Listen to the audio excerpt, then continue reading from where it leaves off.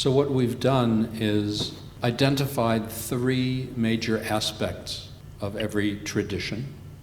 The first is appreciating that each tradition has a core teaching. Not that there aren't many teachings in every tradition, and not that we don't share, but every tradition seems to have a central focus.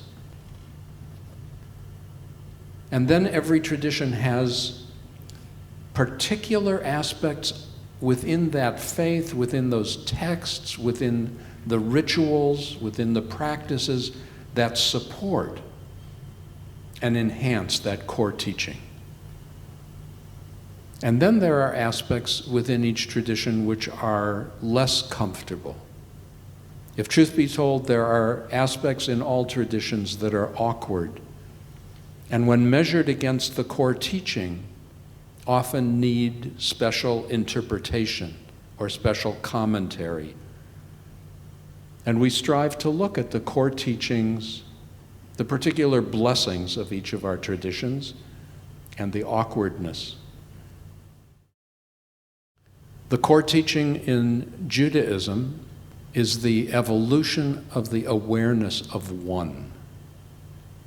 That one once was perceived as a one out there, and originally a right one among many wrong ones, and then an only one out there. But then as we awakened in consciousness, we became aware that that one is not just out there, it's in here as well. That one is the place of the universe, and infinitely more. That one is the single life we share. It is our being. In the Christian tradition, the central teaching is a teaching of love, but not just any love, an unconditional love. An unconditional love that means there's nothing you can do to make me throw you out of my heart. And in Islam, the central core teaching is a teaching of compassionate surrender. Every single surah, every single chapter of the Quran, except one, begins Bismillahir-Rahmanir-Rahim, in the name of God, the compassionate and the merciful. Now, the fact, of course, that each of our traditions has a beautiful core teaching also allows us to see how far from observing our true faiths we are. Were we to awaken to oneness, were we to awaken to love, and were we to awaken to compassion, our world would look vastly different than it now does. So there are many blessings in each of our traditions that are obviously supporting each of the core teachings that Rabbi Ted has described. I just want to bring one from each tradition for you.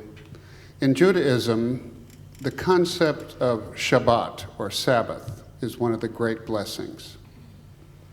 It's a fact that most people in urban America don't have that kind of experience anymore. At least in my congregation, people used to say that that hour on Sunday morning was the only Sabbath they had. And that's a lot of weight, of course, to put on that hour. But a Sabbath is a time to be nurtured, to be doing the things that help us to reawaken, to grow spiritually. In other words, we don't want to do things on Sabbath that numb us or put us to sleep. We want to be rested and ready to go again on the first day of the week, whether it's Sunday or Monday or whatever. In Christianity, the resurrection of Jesus is one of the great blessings, and whether you take it literally or figuratively or both, What it points to is the idea that God can always make everything new. If we only take it literally, we can forget that. As the man in the novel The Kite Runner says, it is possible to be good again. It is possible to be good again. One of the great sources of hope. It is possible to be good again. And then in Islam, the concept of ilm. In the Quran, the word with the most frequency is Allah, or God. The word with the second most frequency is ilm. Basically, it means knowledge. But, as the Prophet said, move from the knowledge of the tongue to the knowledge of the heart.